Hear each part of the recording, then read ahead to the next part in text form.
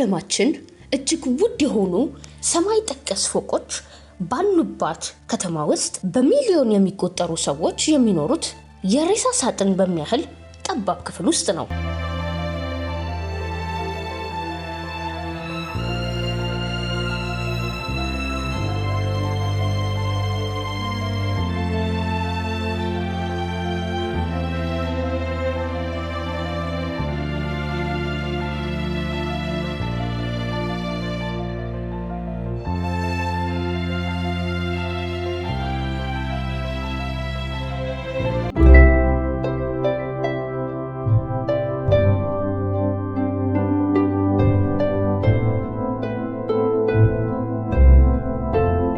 በዓለማችን እጅግ ውድ የሆኑ ሰማይ ጠቀስ ፎቆች ባሉባት ከተማ ውስጥ በሚሊዮን የሚቆጠሩ ሰዎች የሚኖሩት የሬሳ ሳጥን በሚያህል ጠባብ ክፍል ውስጥ ነው። ይህንን ቢነገራችሁ ታምናላችሁ? ይህ የቅንጦትና የሲኦል ትልቁ ተቃርኖ ነው። በሀብታሟ ሆንግ ኮንግ ውስጥ የሚገኙት የሬሳ ሳጥን ቤቶች ሚስጥር። ሆንግ ኮንግ በዓለም ላይ ካሉ የንግድና የፋይናንስ ማዕከላት ቀዳሚዋ ናት።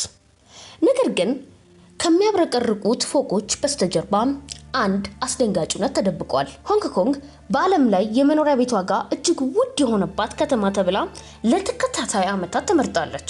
የቤት ኪራይ ዋጋ ከሰው አቅም በላይ በመሆኑ በመቶ ሺዎች የሚቆጠሩ ዜጎች ኮቨን ሆምስ ወይንም ኬጅ ሆምስ ተብለው በሚጠሩ ጥቃቅን ክፍሎች ውስጥ ይኖራሉ። እነዚህ መኖሪያዎች የተፈጠሩት መደበኛ የሆኑ አሮጌ አፓርትመንቶች በፓርቲሽን ተከፋፍለው ወደ ትንንሽ ክፍሎች በመለወጣቸው ነው። አንድ 40 ካሬ ሜትር በማይሞላ ቤት ውስጥ እስከ 20 የሚደርሱ ሰዎች እንደ ሳጥን ተደራርበው እንዲኖሩባት ይደረጋል። እዚህ ከተማ ውስጥ መሬት ከወርቅ ይበልጣል።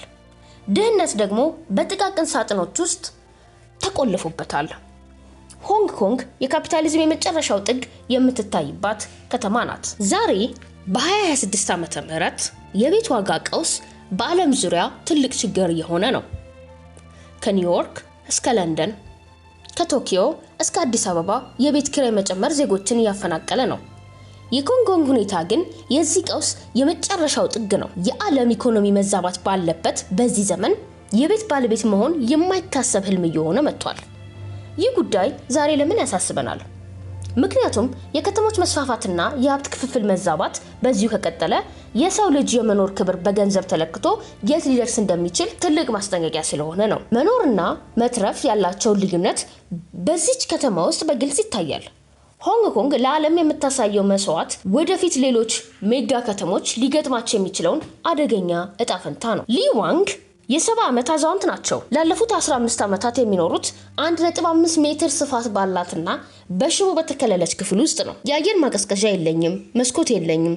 በክረምት ሙቀቱ ይገድላል፣ በበጋ ደግሞ ትንኝና በረሮች እንቅልፍ ይነሱኛል ይላሉ። ክፍሏ ውስጥ የምግብ ማብሰያቸው፣ ልብሶቻቸውና መተኛቸው በአንድ ላይ ተጠጋግተው ይገኛሉ። ሽንት ቤትና ገላ መታጠቢያ ከሌሎች 20 ሰዎች ጋር በጋራ ይጠቀማሉ። ይህ አዛውንት የቀድሞ የፋብሪካ ሰራተኛ ናቸው። አሁን ግን ጡረታቸው ለዚህ ጥቃቅን ሳጥን ኪራይ ብቻ ነው የሚበቃው። አማኑኤል በሆንግ ኮንግ የጽዳት ስራ የሚተዳደር ወጣት ነው። በቀን 12 ሰዓት ይሰራል። ነገር ግን የሚያገኘው ገቢ አንድ መደበኛ ክፍል ለመከራየት እንኳን አይበቃውም። ማታ ወደ ሳጥኔ ስመለስ ራሴን እንደ ሰው ሳይሆን እንደ ዕቃ ነው የምቆጥረው። እግሬን ዘርግቼ መተኛት አልችልም ይላል።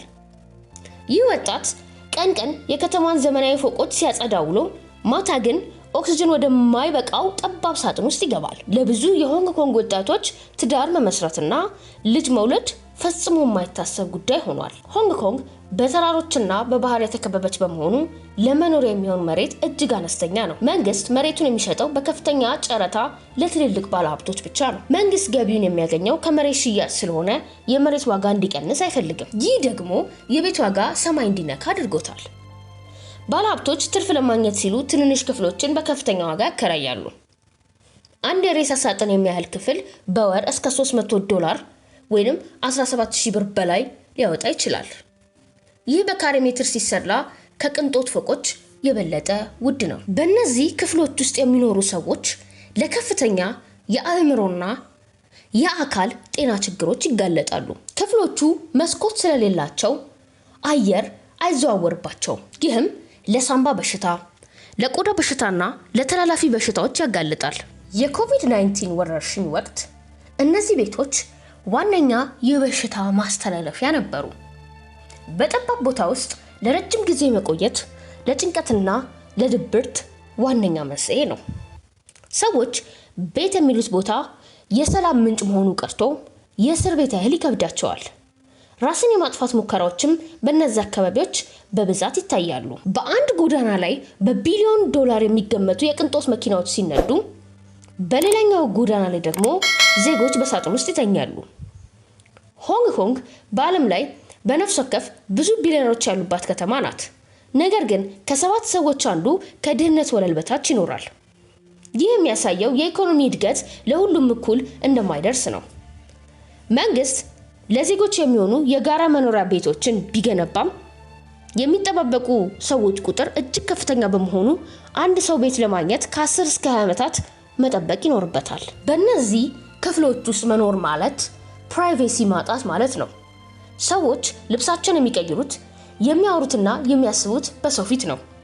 ህፃናት የሚጫወቱበት ቦታ ስለሌላቸው አልጋቸው ላይ ተቀምጠው የቤት ስራቸውን ይሰራሉ። ቤተሰቦች ተለያይተው እንዲኖሩ ይገደዳሉ። የሰው ልጅ ክብር የሚጀምረው ካለው መጠለያ ነው። መጠለያው ግን ለሬሳ ተብሎ በተሰራ ሳጥን ልክ ሲሆን የሰው ልጅ ተስፋም አብሮ ይጠባል። እነዚህ ዜጎች የሚኖሩት ለከተማዋ እድገት ቢሆንም ከተማዋ ግን ቦታ አልሰጠቻቸውም። ሆንግ ኮንግ ውስጥ የመኖሪያ ቤት ትርጉም መጠለያ መሆኑ ቀርቶ የመዳን ትግል ሆኗል። ሰዎች በህይወት እያሉ በሬሳ ሳጥን ውስጥ መኖራቸው የዘመናዊ ዓለም ትልቁ ውድቀት ነው። ያ ሬሳ ሳጥን የሚያሳዝነው ነገር ከአንድ እስር ቤት መታሰሪያ ክፍል የሚያንስ መሆኑ ነው። አንድ ሰው ወንጀል ሰርቶ ቢታሰር ከዛ ቤት የተሻለ ክፍል የራሱ የሆነ መጸዳጃ ቤትና መተኛ ቦታ ይኖረዋል።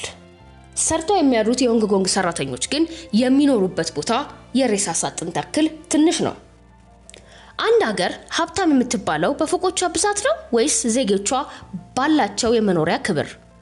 እርስዎ በሆንግ ኮንግ ቢኖሩና ምርጫው የሳጥን ውስጥ መኖር ወይስ ጎዳና ላይ መውደቅ ቢሆን የትኛውን ይመርጣሉ? ይህ የቤት ዋጋ ቀውስ በዓለማችን ላይ መፍትሄ ያገኝ ይሆን? ሐሳባችሁን በአስተያየት መስጫው ላይ አጋሩ። በሚቀጥለው ቪዲዮ እስክንገናኝ ቸር ሰንብቱ።